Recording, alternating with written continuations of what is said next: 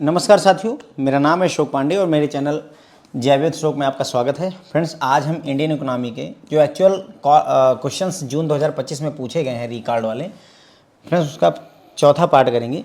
तो अब तक मैंने 3 पार्ट में लगभग 30 क्वेश्चन आपको करवा दिए हैं। इसमें भी 7-8 क्वेश्चन हमारे पास जो और थे, कुल मिला करके लगभग 35-40 क्वेश्चन थे हमारे पास, वो सारे के सारे आज कवर करवा दूंगा मैं इस लेक्चर में। तो what are the pillars of make in India initiative. तो क्वेश्चन पूछा गया था कि भाई मेक इन इंडिया इनिशिएटिव में कौन कौन से पिलर आते हैं। तो फ्रेंड ध्यान रखिए, 4 पिलर हैं मेक इन इंडिया के: new process, new infrastructure, new sector और न्यू माइंडसेट। न्यू कंज्यूमर छोड़ दीजिए, तो बाकी ये 4 जो है इनके मेक इन इंडिया के 4 पिलर होते हैं। सो आंसर इज 1, 2, 4, 5 है ना। हमारा आंसर होगा 1, 2, 4 और 5। क्या हो जाएगा सर? 1, 2, 4 और 5।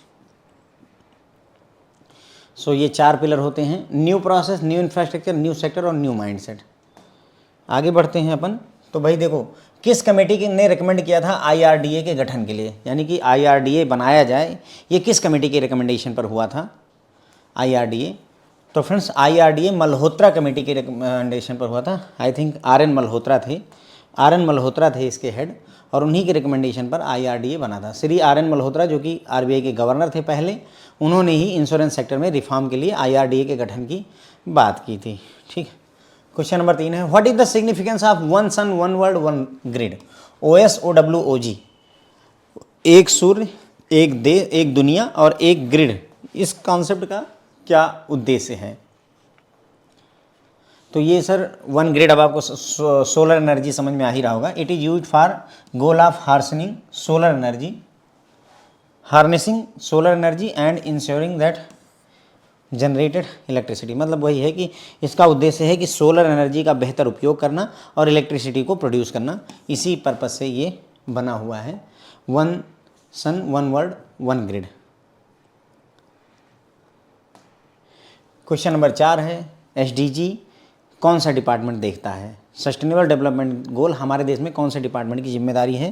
तो फ्रेंड्स, ये नीति आयोग के पास है। किसके पास है सर?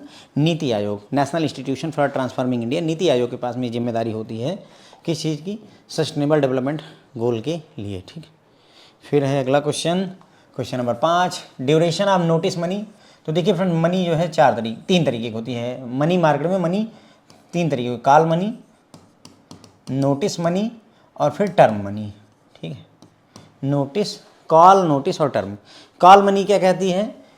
ओवरनाइट भी बोल देते हैं, ओवरनाइट भी बोला जाता है, या 1 डे के लिए बोला जाता है, 1 दिन के लिए। नोटिस मनी 2 दिन से 14 दिन के लिए, और टर्म मनी 15 दिन से 1 ईयर के लिए होती है। कई बार यहाँ मोर देन 14 डेज, इसके लिए लैंग्वेज मोर देन 14 डेज से 1 ईयर के लिए, ऐसा भी लैंग्वेज यूज कर लेते हैं। ठीक है, तो ओवरनाइट के लिए कॉल मनी, 1 डे के लिए कॉल मनी, नोटिस 2 से 14 दिन के लिए, टर्म मनी मोर देन 14 डेज से 1 ईयर के लिए। तो सवाल था हमारा नोटिस मनी का, तो 2 दिन से 14 दिन का जो होता है वो नोटिस मनी। तीनों बता दिया है, एग्जाम में घुमा घुमा के यही पूछते रहते हैं। कभी इस बार नोटिस पूछ लिया, अगली बार टर्म पूछ लेंगे, उसके अगली बार कॉल पूछ लेंगे, लाइक दैट, ऐसा ये पूछते रहते हैं। 0.5 मार्क्स का क्वेश्चन बनता है यहाँ पे। क्वेश्चन नंबर 6 है, what is the purpose of green shoe option in public offering. यानी कि कोई कंपनी आईपीओ लेकर आ रही है, तो उसमें ग्रीन शू का क्या मतलब है? ग्रीन शू का ऑप्शन दिया गया है, तो क्या मतलब है इस बात का? तो सर देखिए, ग्रीन शू का मतलब होता है कि मान लो कंपनी ने सोचा था कि हम अपने 1 लाख शेयर जनता में बांटेंगे, लेकिन कंपनी 1 लाख शेयर से ज़्यादा अगर जनता को बांटना चाहे तो उसी के लिए ग्रीन शू विकल्प होता है। ठीक, वो ग्रीन शू विकल्प चुनेगी तो वो 1 लाख शेयर का सोचा, उससे ज़्यादा के शेयर वो बेच सकती है, जनता को दे सकती है। तो ये हो जाएगा, it is an option of allotting equity share in excess of the equity shares offered in the public issue. तो पब्लिक इशू जो आईपीओ था, उसमें जितना शेयर ऑफर किया था, मान लो 1 लाख शेयर ऑफर किए थे, तो उससे एक्सेस, उससे ज़्यादा शेयर जो है अलॉट कर दिए जाते हैं आम जनता को, तो उसे ही फ्रेंड्स ग्रीन शू ऑप्शन कहा जाता है। आई बिलीव आपको बातें क्लियर हो रही होंगी। क्वेश्चन नंबर 7 है, what is the concept of diminishing marginal utility. Diminishing marginal utility का मतलब होता है किसी चीज़ की उपयोगिता धीरे धीरे घटती चली जाती है। क्या मतलब है? जो हम बोलते नहीं कि जितना ज़्यादा हम किसी चीज़ को अचीव करते हैं, प्राप्त करते हैं, उतना ही ज़्यादा उसका महत्व घटता जाता है। कैसे? जैसे जब आपको नौकरी नहीं मिली थी, तब आप सोचिए आज नौकरी मिल गई है, तो अब आपको अच्छा नहीं लग रहा है, ये डिमिनिशिंग मार्जिनल यूटिलिटी ही है। मतलब आपको लगता है कि ये बेकार सी यार, बिना मतलब फंस गया, लाइक दैट, ऐसे फील आ रही। जबकि जब आपको नौकरी नहीं मिली थी तो आप सोचिए कि आपने किस मंदिर और दरगाह में जो है भगवान से मिन्नत नहीं मांगी होगी। बात समझ रहे हैं मैं क्या कह रहा हूँ। अब वो डिमिनिशिंग हो गई। दूसरा एग्जाम्पल देखते हैं। मान लो किसी व्यक्ति को खूब प्यास लगी हुई है, गर्मी का समय है, तो उसको जब आप पहला गिलास पानी का देंगे तो उसको बहुत ज़्यादा सेटिस्फैक्शन होगा, वाह मज़ा आ गया।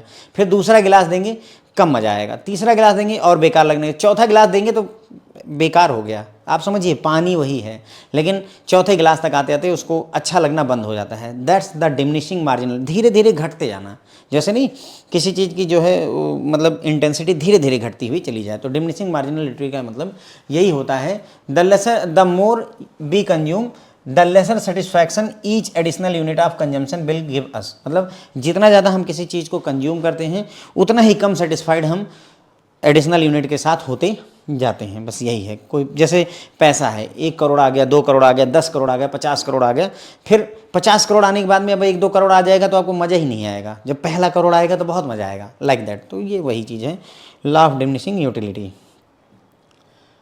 तो ठीक है, फिर है question number 8। What is the full form of UAN in the context of EPFO, employ provident fund organisation में। ईपीएफओ में यूएएन का क्या मतलब है? तो फ्रेंड्स ये होता है यूनिवर्सल अकाउंट नंबर, है ना। इसी तरीके से मेरे ख्याल से जो अटल पेंशन योजना होती है एपीवाई, उसमें प्रान इशू किया था ना, PRAN। तो प्रान का मतलब परमानेंट अकाउंट नंबर होता है ना, प्रान मतलब परमानेंट अकाउंट नंबर। और यहाँ पर क्या है? UAN, universal account number. What is this? This is universal account number. ए हो जाएगा हमारा ऑप्शन। तो बस फ्रेंड्स यहाँ पर हमारे पास 8 ही क्वेश्चन थे। जितने भी क्वेश्चन थे मैं सारे के सारे लगभग आपके लिए लेता आया हूँ। तो अब जो है एक बार इनको क्विक रिव्यू करते हैं। तो क्वेश्चन नंबर हम डिस्कस कर रहे हैं एक्चुअल क्वेश्चन का पार्ट 4। तो पहला क्वेश्चन था कि भाई मेक इन इंडिया के 4 पिलर, वैसे कितने पिलर हैं? 4 पिलर कौन कौन से हैं? नई process, new infrastructure, new sector, new mindset, new consumer छोड़ दीजिए तो बाकी सारे के सारे होते हैं। So answer is our D, 1 2 4 5। फिर है भाई IRDA जो है किस कमेटी के रिकमेंडेशन पर बना था?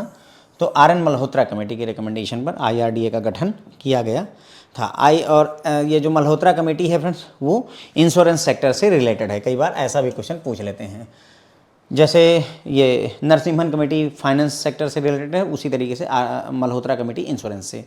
फिर पूछा कि OSOWOG, one sun one world one grid initiative जो है आपका, उसका फ़ायदा क्या है, सिग्निफिकेंस क्या है? तो सर उसका सिग्निफिकेंस ये है कि इसका उद्देश्य है कि जो सोलर एनर्जी है उसका हम बेहतर उपयोग करें और इलेक्ट्रिसिटी को जनरेट करें। So B is our answer here. फिर पूछा इन्होंने कि भाई जो SDG है, आप देख रहे हैं कितने सारे क्वेश्चन SDG से खास करके पूछेंगे। सस्टेनेबल डेवलपमेंट गोल कौन सा डिपार्टमेंट देखता है?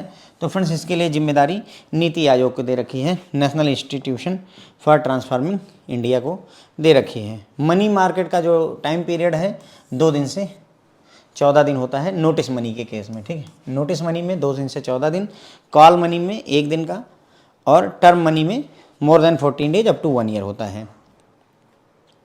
फिर है कि ग्रीन शू ऑप्शन जो होता है फ्रेंड्स वो पब्लिक ऑफरिंग में, उसका क्या उद्देश्य है? तो इसमें क्या होता है कि इसमें ऑप्शन मिलता है अलॉट करने का एक्स्ट्रा शेयर। जितना भी पब्लिक इशू में आपने कहा था, जितने इक्विटी शेयर आपने ऑफर किए थे पब्लिक इशू में, उससे एक्सेस शेयर आप बेच सकते हैं, अलॉट करवा सकते हैं। तो वो चीज़ के लिए ये बनाया गया है। तो ए हो जाएगा हमारा आंसर ग्रीन शू का, ठीक है। फिर अगला था क्वेश्चन हमारा कि law of diminishing marginal utility क्या होता है? तो ये बोलता है कि जो जितना ज़्यादा हम कंज्यूम करते हैं उतना ही कम सेटिस्फाइड हम होते जाते हैं हर एक एडिशनल यूनिट कंजम्पशन की वजह से। मतलब जितना ज़्यादा कोई चीज़ अचीव करते जाओगे उतना ही कम मज़ा आना शुरू हो जाता है। मतलब मज़ा मतलब सेटिस्फैक्शन टाइप का। ओके, क्वेश्चन नंबर 8 है क्या होता है फुल फॉर्म UAN का? EPFO, employ provident fund organisation में UAN का मतलब होता है यूनिवर्सल अकाउंट नंबर। क्या होता है फ्रेंड्स? यूनिवर्सल अकाउंट नंबर, ठीक है। तो फ्रेंड्स बस कुल मिलाकर के मेरे पास जितने क्वेश्चन आए थे लगभग मैंने सारे आपके सामने प्रेजेंट कर दिए हैं। होप है कि आपको एग्जाम में हेल्प करे। Thank you so much.